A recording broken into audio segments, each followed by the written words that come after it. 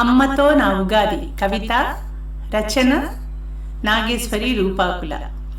నెల్లూరి ఒడిలో కనుతెరిచిన నా ప్రాణం, ఆత్మకూరు పొలిమేరల్లో ఆకుపచ్చని జ్ఞాపకం.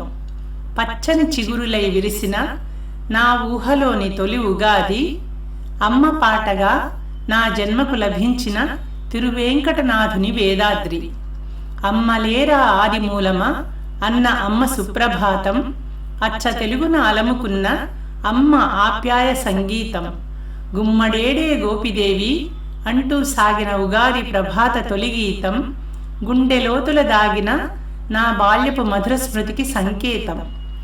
కురుల నిండా కుంకుడు రసంతో స్నానం, మెరిసేటి కళ్ళతో సూర్యుని తొలి దర్శనం, జలజల పారే నీటితో గిలకబావి గట్టు, గలగల వీచే గాలితో పండిన బాదం చెట్టు, వసంతాన్ని స్వాగతిస్తూ పాడిన కోయిల పాట, గిలక సవ్వడిలో వినిపించే అమ్మ పిలుపుల తోట.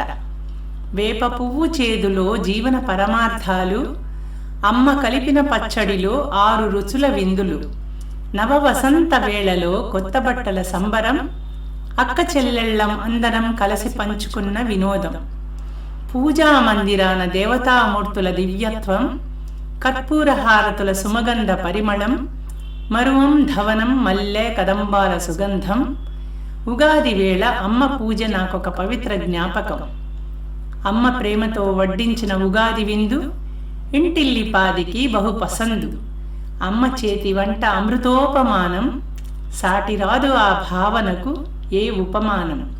4 గదుల పెంకుటిల్లు, నవారా మంచాల పడక, ఆత్మకూరు గూడు, అమ్మ చెప్పే కథలతోడు, కలతలెరుగని కాలం, కల్మషం తెలియని కాలం.